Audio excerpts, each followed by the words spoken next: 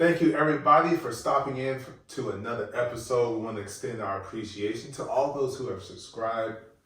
Ooh, I said that like Charlemagne the God, but I'm going to continue on. To all the listeners, the people who have been liking and following our podcast and our social media platforms, we appreciate you guys' support. So let's get right to the show. Hello, everybody. Welcome to another episode of the HOTC podcast with myself, Q, as one of your hosts, and FLO, and where we're going to be honest, open, transparent, and any and all things that we discuss, because that is what HOTC is. That's what we stand on. I wonder if we should ever enunciate hot seat. Yeah, some people think it's a hot seat, but I know. It gets hot sometimes when you're in the seat. Also true. But let's transition to our first segment of today, which is story time. Now, story time is usually a fun time. Sometimes it's a lesson time. Sometimes it is an admission of not doing what you're supposed to do, and you have to confront that and then resolve it. Oh, admission. I thought you said a mission of.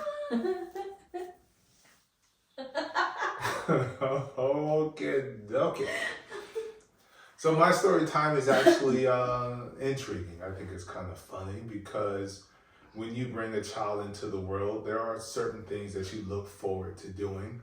There's a routine that you have thought up in your head. We'll still be able to do this and do that. But then you start to, once you get into it, you start to realize, oh, I've been down this road before and I should have been better prepared to what is expected or what is to come, I should say. Mm-hmm. So being a great father, you are supposed to care for your child and you enjoy doing it at times. Sometimes you don't because accidents happen. So accidents are not always at the fault of the father or the mother. Sometimes it is of the child. And so in this scenario, our child is sitting back, relaxed, chilling, getting catered to, because that's basically what happens with babies. Mm-hmm. They just look at you, smile, fart, pee, laugh, stare, cry. They just sit there and get catered to the entire time. So in this case, I needed to cater to my son's essential need of ensuring that he gets a brand new, clean diaper. And I enjoy our human dog bed that I gifted us for our baby shower. And I decided to change that diaper. Mm-hmm. What? Go. Oh. So when you're changing the diapers, you got to be investigatory. And I said it that way intentionally. Don't look at me like that. You got to investigate to make sure you get all the nooks and crannies, all the creases and on all the rows. Make sure it's good and clean. So on the lean end is where you normally enter the danger zone. But for me, it's not a danger zone because it's never happened. I don't expect, I never plan for anything to happen while I'm down there. So this time, while I'm down there, I hear a little rumble in the jungle, but I'm like, it's okay. It's just his stomach moving. It makes noise every now and then. But then I hear that. So normally that's him getting ready to cry or he's getting ready to laugh. So on this occasion, it was him getting ready to laugh. And he laughs after he does this because he knows what's about to come. I just didn't know because I've never fallen victim to it. So I hear the and I'm just like, okay, anyways. So I'm like, okay, let me check this crease over here to the left. And so as I lean in, I just feel warmth because my eyes are immediately closed because I just, I don't know what's happening. I open my eyes and then I see the splatter of doo-doo. And then I now know that there's poo on my face. Now, my eyes were closed, but that's not what should have been closed. Well, what also should have been closed was my mouth, but my mouth wasn't closed. And so I got my mouth open, and I scream loudly, and Q walks in. Oh, I thought you were going to continue. Tell your side. I didn't really have a side. I just You walked did in. have a side. I was like, what's wrong? Because he screamed. And then I realized what happened. So then I started laughing, which leads me to believe I don't think you could consider this an accident, seeing as how the baby was laughing. Yeah, that's the whole point. He did it to me on purpose. Yes. But he's not supposed to do that to me because he's never done that to me. So there's a first You've time for always been everything. the target. No, he's never pooped on me. He's never pooped on me. He's pooped while I've held him. That and he's peed on me, and but he spit up. Yeah, he spits up on me all the time and laughs. Yeah. But he's never pooped on me, definitely not in my face, ever. Yeah, he got me down below, got me in my mouth, on my face, and I hollered. It was. And I screamed. Yeah. And it was terrible. Get the baby so I can get the doo-doo off my face. First of all, that's not how I laughed. What? I didn't point at you. Yeah, you did. No, I didn't. I just laughed. You did. Well, I felt you pointed at me. No, I laughed. Your laugh and then was loud enough that I saw you pointing at me. No, I laughed and I asked, "Are you okay?" That's pointing. I didn't go like this. I was like that. Anyway, semantics. But that's the story time. I got doo-dooed on. No. By being a dutiful father, I got doo-dooed on. You. I was. So I'm not gonna say it exactly, but you'll get it. You got poo faced. You get it? Yes. It was funny because the baby was laughing afterwards. He started laughing. He thought it was funny. It was planned. Like, this is not attack. funny. So now I have my hazmat suit on every single time I go downstairs to change his diaper. You're hilarious. Oh my gosh. But let's go ahead and transition to our topic of today. So that is going to be the title of the episode also, which is Me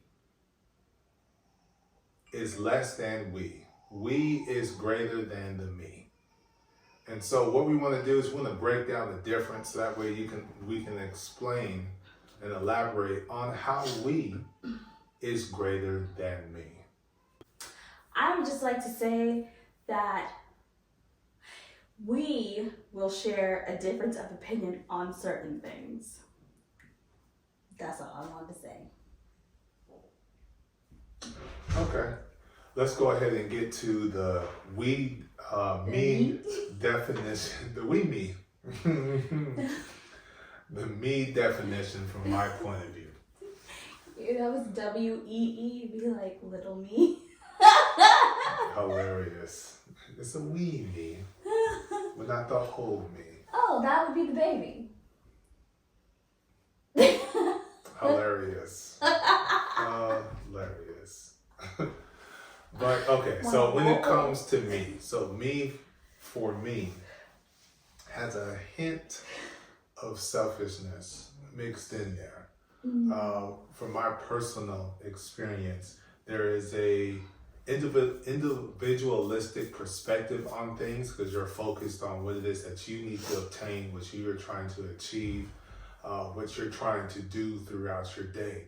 And you develop that through experience, which is trials and error on what works for you and what doesn't work for you. What's your routine going to be to achieve whatever those individual goals may be? And do it throughout that entire process, you're getting to understand more of yourself, like your own powers, your own limits, not your own powers. Oh, I thought you were going to say your own power. Well, that your own, I guess your own strength, your own power, but your own limits. How far are you going to exercise that that strength that you have to where this is now your limit, but you've pushed so hard that now you have a new limit. And what that daily routine, when I think of this, takes me back to like high school when you get to learn about different characters and you're reading about them. You have to write essays, and there's a difference between a dynamic and a static character. A static character doesn't necessarily change. You just fall in that routine. This is what it is, predictability. You know exactly where a flow is going to be at this time because he's doing the same thing every single time, which is a good thing because that shows a little bit of commitment and discipline to be able to do things in a repetitive motion every single day. But when you're trying to transition to something else, it's not necessarily a good thing. What do you think?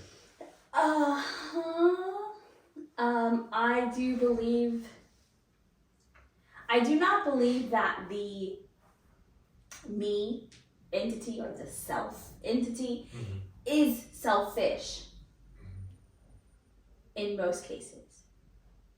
It only becomes selfish when you're thinking about a collective. So when you transition from me, solo, to we, grouping, or pair, that is when that type of mentality, that behavior becomes selfish. But if it is just you, if you are single, high school or younger, whatnot, some in college, some older than that, out of college, you're single, it's not selfish. You are the only person you have to take care of. So you're not being selfish. You're just taking care of yourself. Well, I guess I should have clarified. It's different because of the context around the thoughts. So I do agree that being in the me stage, in the self stage, you are learning yourself, learning your characteristics. I don't necessarily think that it is a state of being static as far as character and characteristics, because also, hopefully, in that time, you will learn your strengths, your weaknesses, you will evolve and grow, become a better self, a better person. That's a key word. Yes, become a better person so that when you do, or if you do, find another individual that you want to be with or be around, then you are the best you, and that is something you don't have to bring into the relationship. You don't have to bring, I have all of this stuff that I still have to work on, but we are also going to be together and try to figure out that as well. So we can transition to we. Yeah, so we is our staple. That's where we are supposed to be living, which is in the universe of transition. Blending together two individuals to make one whole, which is never easy, but doable if people are willing to not be static and listen to what others are saying and adjust to what they've learned. That is basically what being a we is. Oh my gosh. Let me see what else I was going to say.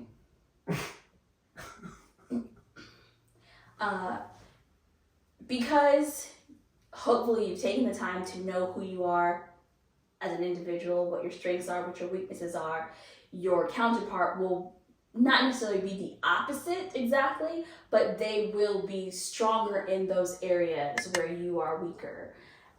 They tend to usually be weaker in the areas where you are stronger, which is why people who come together to build a life together complement one another in such ways.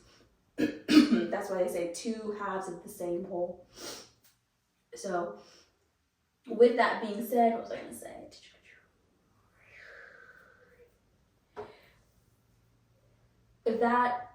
That allows the individuals to create whatever type of relationship that works best for them. So, not having traditional roles in a marriage or household duties or anything like that. You come together as individuals. You see what works best and what doesn't. Again, not easy, takes time. There are adjustments, there are growing pains, there are all of the things. But you're able to work together. You're able to hear one another. And rather than that, listen and take action together. And that's the whole thing. It's a partnership, a symbiotic partnership. I need you, you need me. We work together like protons, neutrons, and electrons. What? Mm-hmm. I agree. Which is why you should have went first. I'm just being funny, but the reality is this transition from me to we is never going to be easy. As you can see, there are going to be areas that need improvement.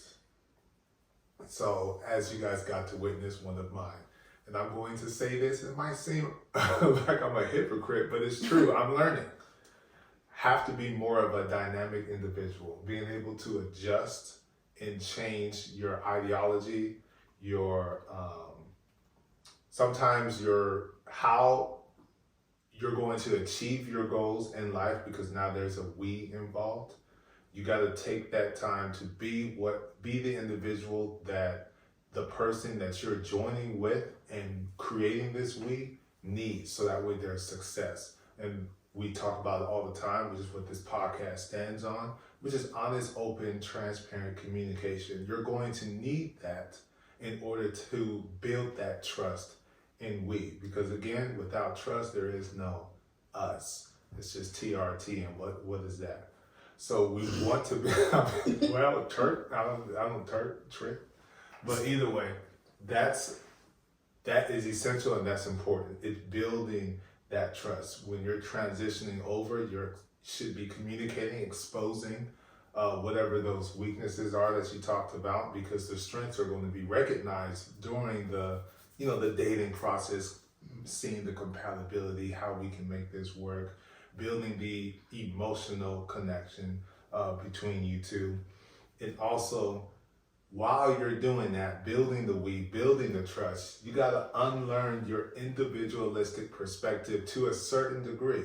Because just because you're married doesn't mean who you are is now an apparition. You're still you, but you're bringing your you to the we to create something that's stronger, that's built to last. Make sense? I understand what you're saying. I do not agree with that portion.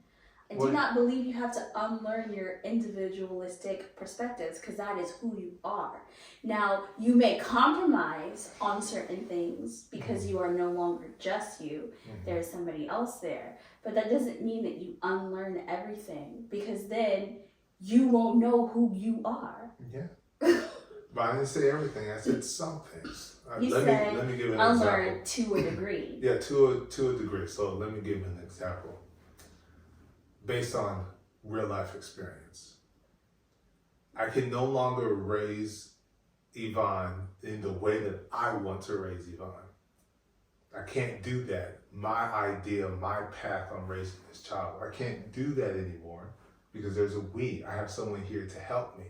And she, Q, my wife, can offer a different perspective on how to reach her Yvonne, because she's here to help. Just like I'm there to help with Ray. It's different perspective on how we could bounce off one another and create this brand new how to raise successful, independent, strong women and men.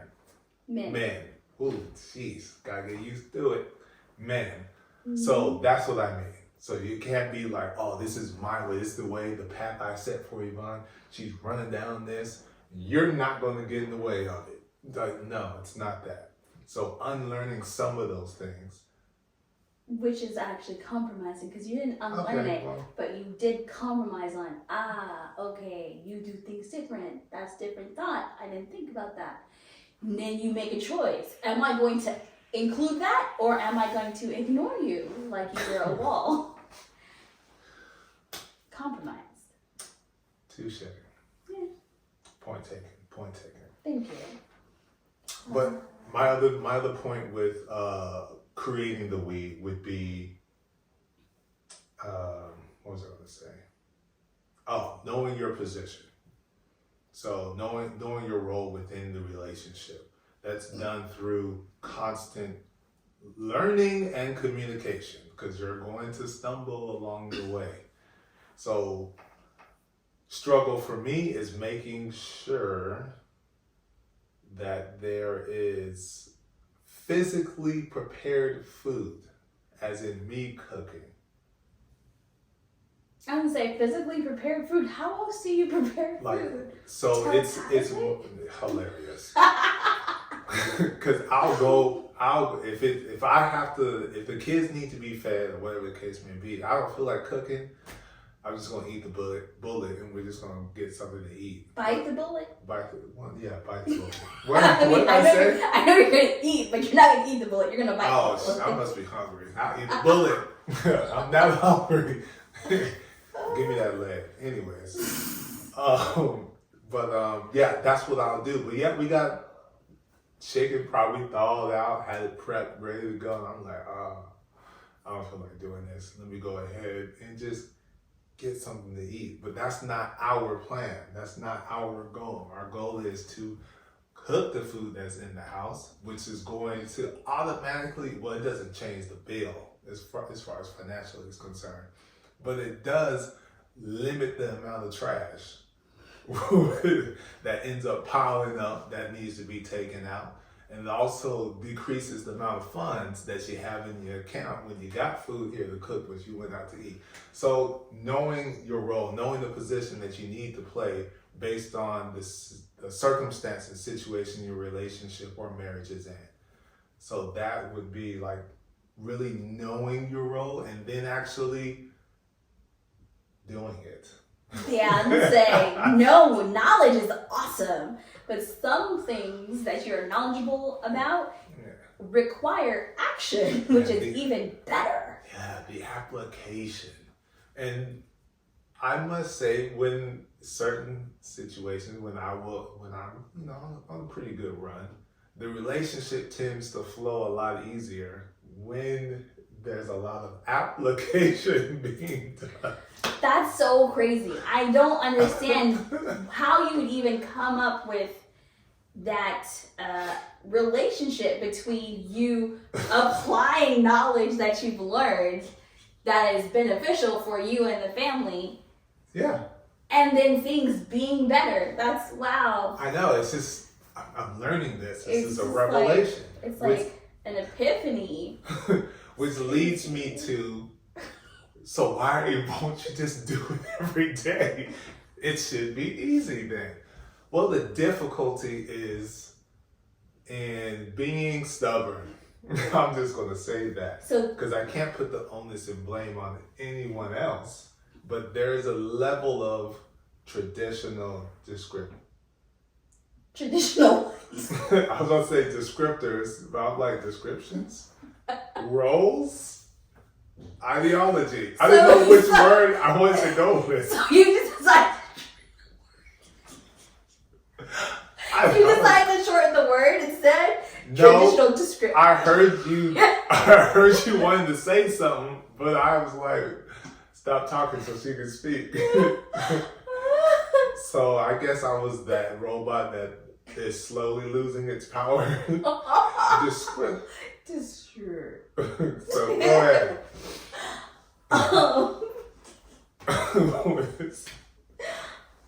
Try to do better. Oh, I forgot what I was going to say, but this time, because that was so funny. What were you just saying? All right, let me rewind. So, why won't you be consistent in delivering what is needed so there'd be a seamless, relationship, because you're meeting the needs, you're handling the role you're playing the role to the best of your ability, and you out there just giving triple, quadruple doubles, all in the paint every single day.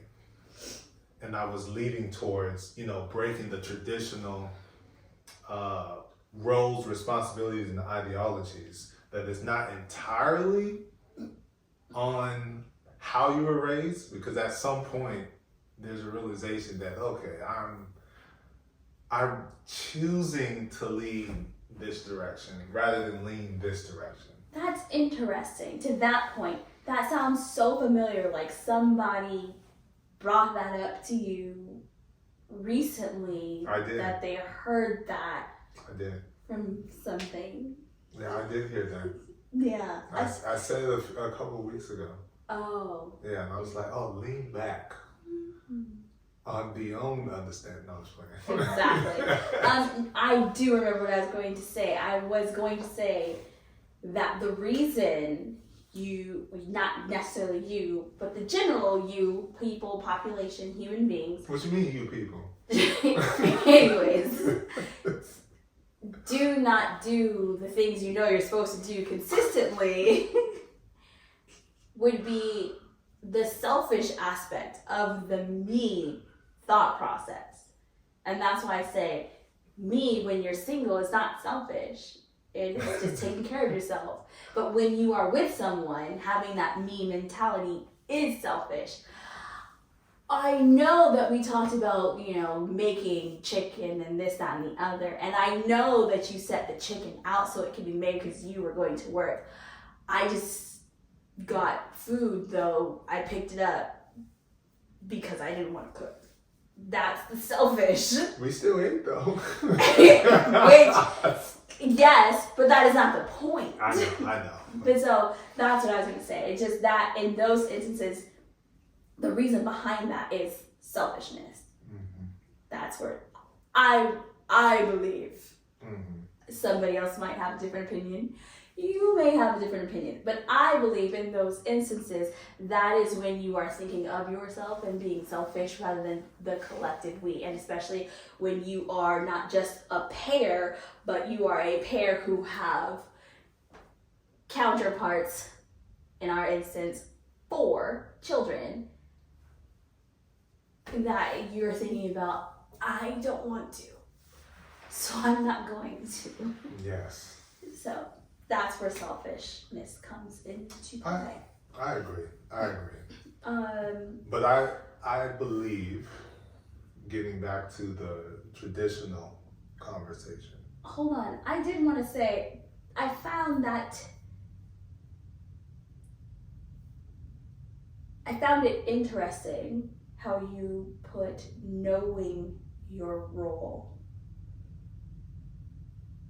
Because I don't believe that, in the case of the two of us, I don't remember us assigning roles or deciding that there were going to be roles. No, in the beginning. Not... I'm about to say, we did a whole episode on it. Yeah, I was saying, talking about. Yeah, not that episode where we're like, no, I'm this and you're that, and not that episode, but like when we first embarked on this journey. No, we did not have that conversation. So I found that interesting. We didn't have a sit down and be like, you know what? You handle the food. I ain't cooking a knit unless I feel like. We didn't have that conversation. No, because on that note, I do specifically remember that we were supposed to be cooking. Yeah. I do remember that. As far as the definitive, going back to that, since you brought it up, paperwork, you knew that one. I don't do paperwork. Yeah, that was so irritating. I don't do paperwork. You're telling me I have to fill out my stuff, the kids' stuff, and your stuff? You're a whole adult. I'll sign it. What? I don't like paperwork. Yeah, that like Tony Stark, don't hand me stuff. That's stupid. I do not like paperwork. All right, traditional.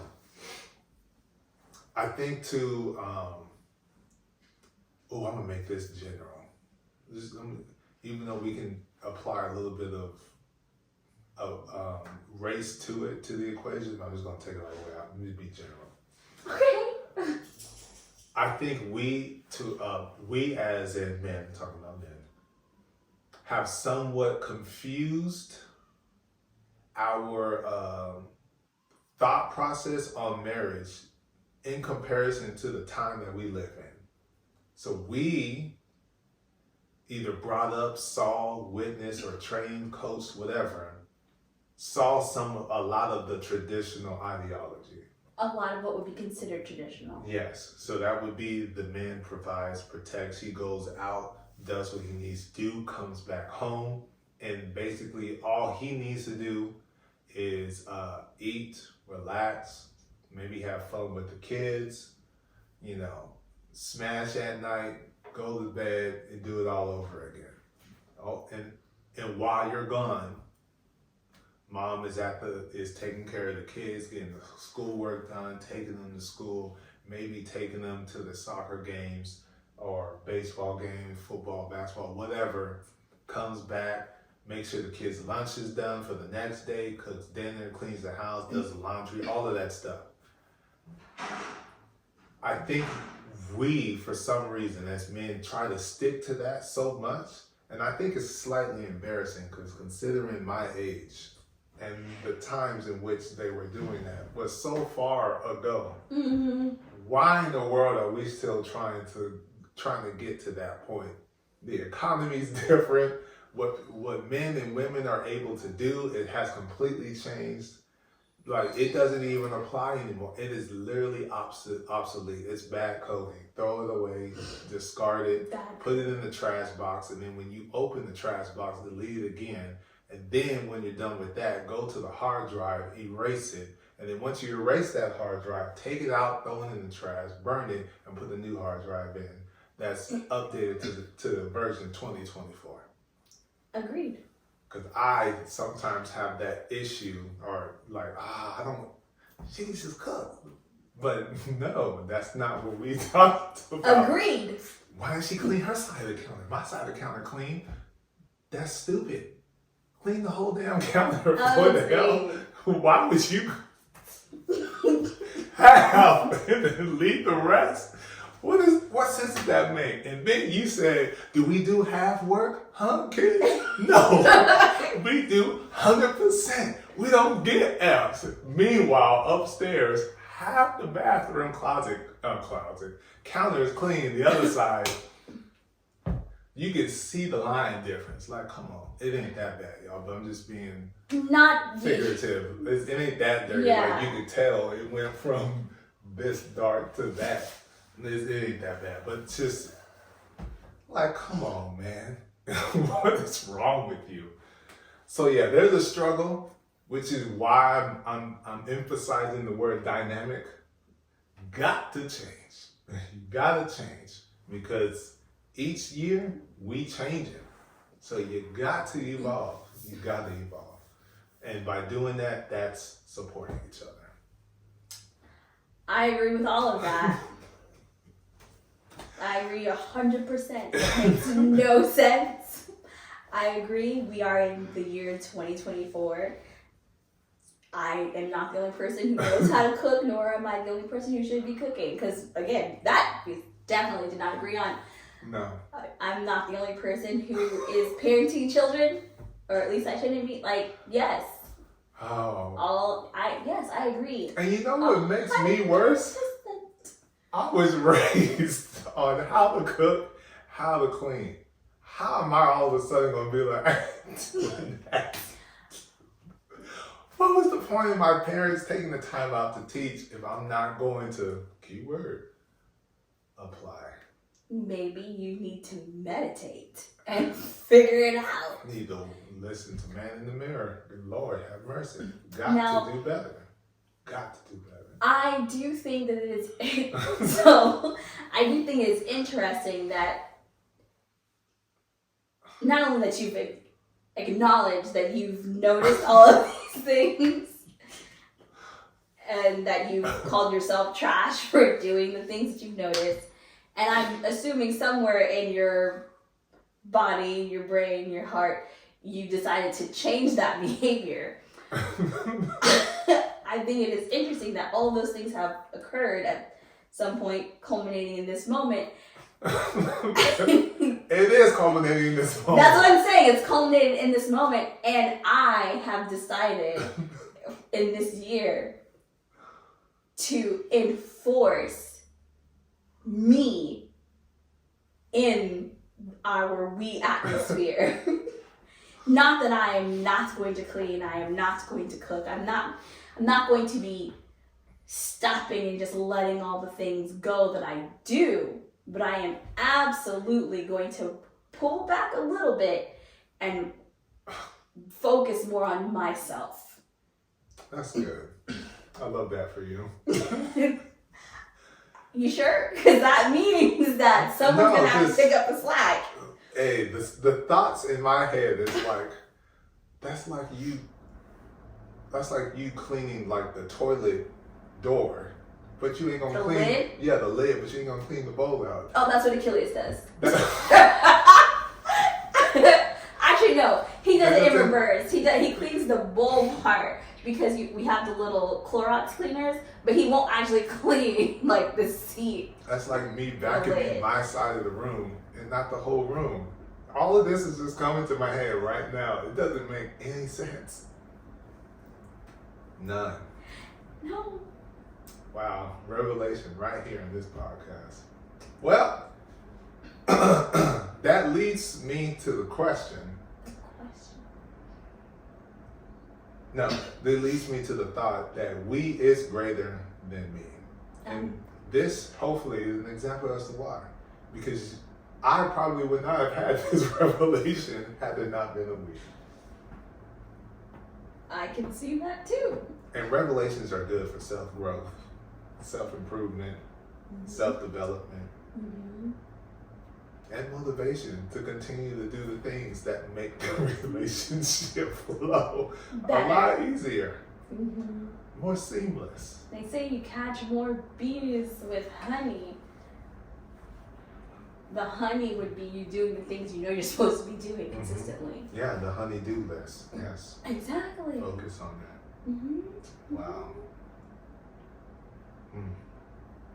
I know. You want to sit in that for a minute and just let it seep and soak in. Oh, Take a few deep breaths. It's soaking. I feel like there's acid just burning away all the me badness. But anyway, can there be a me and we? And the answer to that is yes. Your relationship should not put you in a position to compromise who you are as a person.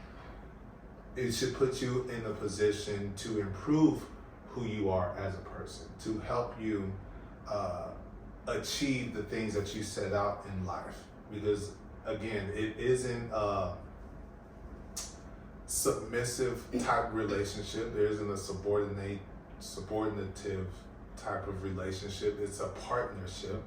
And when two individuals, two companies come together, they merge, the acquisitions. That brings a greater value to the company. That brings in more resources to the company to be able to give and to do more for the people in the company and the services that they provide to the people. Same thing in the marriage. More resources, more knowledge, greater realization of self so that you can improve, to help grow this family the way you've always wanted your family to grow. I completely understand what you're saying, and I do agree to a point, because as I'm going to reiterate my previous statement, I'm focusing more on me. So even though all of that is true and right, I am still going to be taking the time to focus more on me, because as a lot of women, especially those who are mothers or mothering children, will come to know, find out, experience, it is very easy to lose your self-care from being single when you become a we, and especially when you add on children and other life responsibilities. Putting the cart before the horse and trying to push it forward. What? Is that what you're pretty much saying? No, what? You're talking about you're losing your self-care. So you basically I thought putting the cart before the horse was... The visual, what am I trying to say? Providing a visual image of what you're talking about. Talk slow, then you can get your thought across. Is you basically putting the carriage before the horse. So you're pretty much making things difficult for you, because you're still got to push down that road to meet the needs of people, but it would be a whole lot easier if that carriage was behind the horse, taking care of yourself, making it easier for you to be able to go down the road. So, I just want to say, You're making it hard on yourself by neglecting yourself, because then now all the other things that you're responsible for is a little bit more difficult to get to or to handle because you're sleeping, you're tired, because you keep putting everybody first and you ain't put you in there. That's what you're trying to say? I just want to say that I love how you use that analogy or metaphor. Is that considered? It doesn't matter. Either. I love how you use That's that the word I was looking figurative. for. What? And I'm over here visceral. Oh. Metaphor. God. I love how you use that metaphor to make your point, which I do agree with. However, that's not the right one, because Yeah, I know. putting the cart before the horse is basically betting on, I know. I'm gonna have this, but you haven't done the work to get it. We Like, can you don't know. We can redefine things. It's okay. Which, as you're talking, I'm like, wait, but doesn't that mean? Which is why I started laughing. Take the meaning out of it. Walk down this road with me. But yes, I have a tendency to put, because it is in my nature to help and serve others, I have a tendency to help and serve others and put their needs ahead of my own, even to the point of being debilitated. So I am sick, I am hurting, I'm in pain, I am exhausted, and it is dangerous for me to do, but I'm still going to do because you guys need it. So yes, I am going to do better at that and be kinder to myself and take better care of myself, so that I can in turn take better care of my responsibilities in the role that I play as wife, mom. Mm-hmm. You gotta build your muscles up. You gotta get your strength up. My only hesitation. Well, so going It's back like to Jordan. can there be a me in we? Yes. However, my hesitation with the me in the we, because I'm trying to establish a me in the we, is how that transition is going to look and affect everybody else. And if I'm going to be successful or not, and not allow the difficulties with that transition to push me back into not caring for myself the way I need to. Gotcha. I love that you threw that alley-oop. I'm finna slam dunk it right here. The transition from me to we. Sir. It's nothing but elevation of self-growth. So that means I have to have the ability to put you first, have empathy, extend the grace, seek understanding to help you carry the load. I'm gonna And need. that's the value of why we is greater than me. I'm gonna need for you to reiterate that. However, I just want to say you have used so many sports references, basketball mainly, and I did not understand that last one. Well, I said carry the load because that. No, the triggered. alley-oop. I'm a slam dunk. I don't know what an alley-oop is. That means you throw the ball up in the air, I catch it, and I dunk it. 'Cause Oh, you- that's a very fancy name for throwing the ball. That's what you're supposed to do when you're trying to make a shot anyways, right? But you're not doing that this time. You're throwing it to your teammate. Oh, so I'm throwing it to someone, not at the... No, you throwing it to me, not to someone. Well, no, I'm saying, like, in general, Give me the ball. in general, playing the game, you're passing it. Yes. Okay, yeah, I was like, Alley-oop. so basically you don't think I can make the shot, so you're like, let me tuck it in. No, that is not it. That's where my head was, but you, like That's I said, it was offensive a little... goaltending. I'm hurting the team at that point. Yeah, so there were a lot. So what did you say after for your slam dunk? You almost went to socialism first. Yes. No, so the alley-oop is this, because you expressed some little bit of concern Yes. on being like, I need to take the time to build my strength up, whatever that looks like internally or externally. Mm-hmm. So that way you can feel I guess, healthier, better, whatever the case may be, handling everything that you have to handle, you got to take a step back. So I'm just saying that that's where the we is greater than me. Because when we talked about the we, it's building trust. Mm-hmm. It's having that trust in one another, knowing your role, knowing what it is that you need to do, what you need to carry, because there's transitioning going on. So the ability to put another first and to have empathy, extend that grace, and to seek understanding of someone else, of another. So that's what I'm saying. Okay. You slam dunked it, because without those things, without that understanding, without that trust, without knowing your role, without understanding why there needs to be, you need the time to, Empathy and the grace. So that means that's trigger, Fidel, husbands, boyfriends, girlfriends, whatever the case may be, it's time for us to, put a little bit more on our back, because we're here to support. Okay. So there is no concern, there is no worry, there is no fear, there is no, what's going to happen? Because your significant other got your back, because you developed that trust. Okay. You see growth. Okay, got it. That's why we is greater than me. I'm saying it again. Okay. Yeah. So, question. Does this philosophy, does this thought only, how am I trying to is it only to be assigned to marriages or people in relationships? Or is it any type of relationship? You said the word, you said relationship twice, hold on. You said marriage or relationship? Well, because some people are not yet married, but they're in a committed relationship and they're headed towards marriage. Oh, okay, so you're talking about marriage or relationship. Man, woman. Or any type of relationship. Any type of relationship. I am so glad you said that. Yeah, it's all types of relationships. Mm-hmm. Like a Father, brother, daughter, and sister-in-law. Just throwing something out there. Brother, sister, doesn't matter. Okay.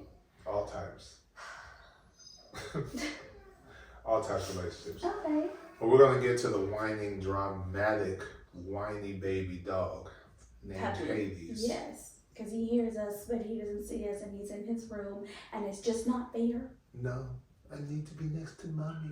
Because he's trying to get to her. He don't really too much care for me as much. He just wants to be out. Oh, well, that too. Well, we thank you guys for joining another episode of the Hot Seat Podcast. We cannot wait to hear what you guys have to say about this one, because like we said, we're honest, open, transparent in our communication. That is what Hot Seat stands for. That's what this podcast is, which is why you got to see all that extra, because I am not spending the time to edit like that, unless it's to throw in a random clip that I may think is funny. But beyond that, you get it all. Kind of, because Patreon, they get extra stuff. But anyways, we thank you guys for tuning in. We'll see you next time. Peace. See